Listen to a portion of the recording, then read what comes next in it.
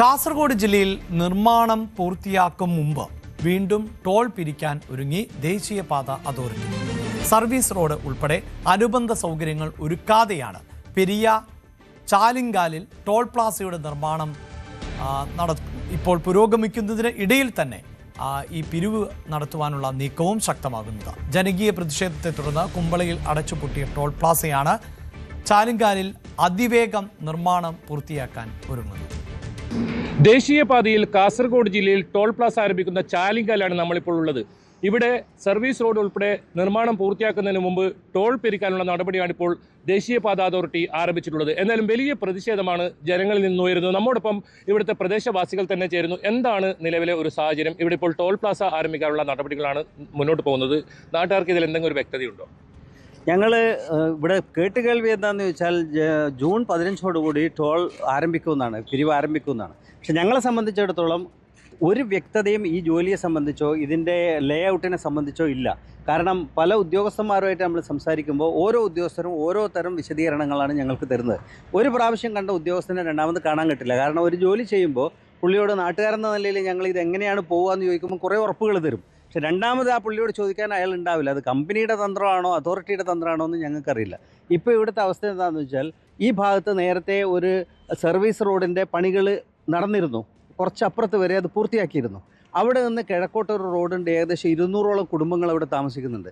ആ റോഡിലേക്ക് പോകുന്ന സർവീസ് റോഡ് കട്ട് ചെയ്തിട്ടാണ് ഇപ്പം കംഫർട്ട് സ്റ്റേഷൻ പണിതിരിക്കുന്നത്. അപ്പോൾ അതിനപ്പുറത്തേക്ക് റോഡില്ല. എന്ന് വെച്ചാൽ തെക്ക് ഭാഗത്ത് നിന്ന് വരുന്ന വണ്ടികൾ സെൻട്രൽ യൂണിവേഴ്സിറ്റിയുടെ അടുത്തുള്ള അണ്ടർപാസിലൂടെ തിരിഞ്ഞ് വന്നാൽ പോലും ഈ ഭാഗത്തേക്ക് എങ്ങനെ വരും എന്നതിന് വ്യക്തതയില്ല. ഇതേ അവസ്ഥയാണ് റോഡിൻ്റെ പടിഞ്ഞാറും. ഇപ്പം നടക്കുന്ന ഒരേ ഒരു പണി ഈ ടോൾ ബൂത്തിൻ്റെ ടോൾ പ്ലാസയുടെ പണി തീർക്കുകയാണ്. അവർ സെൻസർ അടക്കം ഫിറ്റ് ചെയ്തു. വടക്കോട്ട് പോകുന്നതിനുള്ള സജ്ജീകരണങ്ങൾ ആ ഭാഗത്ത് ചെയ്തുകൊണ്ടിരിക്കുകയാണ്. ഈ അവസ്ഥയിൽ നാട്ടുകാരെ സംബന്ധിച്ചിടത്തോളം ഞങ്ങൾക്ക് ഒരു വ്യക്തതയില്ല. ഞങ്ങളുമായിട്ട് ഇവർ ഒന്നും കമ്മ്യൂണിക്കേറ്റ് ചെയ്യുന്നില്ല. ഈ അവസ്ഥയിൽ ഇവർ ടോൾ പിരിക്കാൻ ശ്രമിക്കുകയാണെങ്കിൽ തീർച്ചയായും നാട്ടുകാരെല്ലാവരും സംഘടിക്കും. നമ്മൾ ഇവിടെ നേരത്തെ ഈ നിർമ്മാണം പൂർത്തീകരിക്കാത്തതുകൊണ്ട് അപകടമുണ്ടായിട്ടുണ്ട്, ആളുകൾ മരണപ്പെടുന്ന സാഹചര്യം ഉണ്ട്. ഇവിടെ തൊട്ടടുത്ത് തന്നെ ഉണ്ടായിരുന്നു. നിലവിലെ ഒരു സാഹചര്യം നിർമ്മാണം പൂർത്തിയായിട്ടില്ല. പ്രത്യേകിച്ച് ഈ 2ാം റീച്ചാണ് പ്രധാനപ്പെട്ട പ്രശ്നം. ചെങ്കൾ മുതൽ തളിപ്പറമ്പ് വരെ. ഭാസ്കർ, എങ്ങനെയാണ് മനസ്സിലാക്കുന്നത്? എന്താണ് ഇവരുടെ നീക്കം? ഇനി നാട്ടുകാർ ഇത് ഏത് രീതിയിലായിരിക്കും പ്രതിരോധിക്കുക? നാട്ടുകാരുടെ ആശങ്ക ആദ്യമേ അകറ്റണം. അത് അകറ്റാൻ മാത്രമേ നാട്ടുകാർ സഹകരിക്കൂ. ഇവിടെ മൊത്തത്തിൽ പറഞ്ഞ് നിങ്ങൾക്ക് കാണാം, ഈ തൊട്ടടുത്ത് തന്നെ ഒരു ബസ് മറിഞ്ഞ ഒരാൾ മരിച്ചു. യൂണിവേഴ്സിറ്റിൻ്റെ അടുത്ത് അപ്പുറത്ത് 2 പേർ മരിച്ചു. ഇതിൻ്റെ പ്രവർത്തനത്തിന് ഇതിൻ്റെ സാങ്കേതികത്വത്തിന് കുറേ നമുക്ക് നാട്ടുകാർക്ക് സംശയമുണ്ട്. പക്ഷേ നമുക്കിതിൽ ഇടപെട്ടിട്ട് ആരോട് ചോദിക്കാനോ പറയാനോ ഇല്ല. ഇത് നേരത്തെ ഹംസൊക്കെ പറഞ്ഞ മാതിരി ഓരോ ദിവസം ഓരോ പണിക്കാരും ഓരോ സൂപ്പർവൈസർമാരാണ് വരുന്നത്.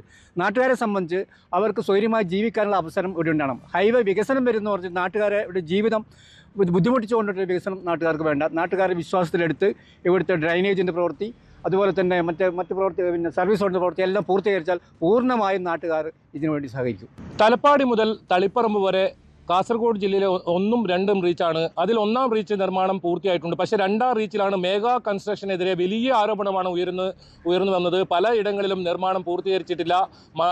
കാലവർഷം ശക്തി പ്രാപിച്ചാൽ പല സ്ഥലത്തും വെള്ളക്കെട്ടുണ്ടാകുന്ന സാഹചര്യമുണ്ടാകും. ഇതിനിടയിലാണ് ഇത്തരത്തിൽ ടോൾ പിരിക്കാനുള്ള നീക്കവുമായി ദേശീയപാത അതോറിറ്റി മുന്നോട്ട് പോകുന്നത്. ഏതായാലും വലിയ പ്രതിഷേധം ഇതിനെതിരെ ഉണ്ടാകുമെന്ന് തന്നെയാണ് പ്രദേശവാസികൾ പറയുന്നത്.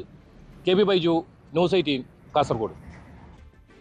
ഇന്നത്തെ സ്വർണ്ണ-വെള്ളി നിരക്കുകൾ ഒരുക്കി. കൂടുതൽ വാർത്തകൾക്ക് news 18 Keralam YouTube channel subscribe ചെയ്യുക.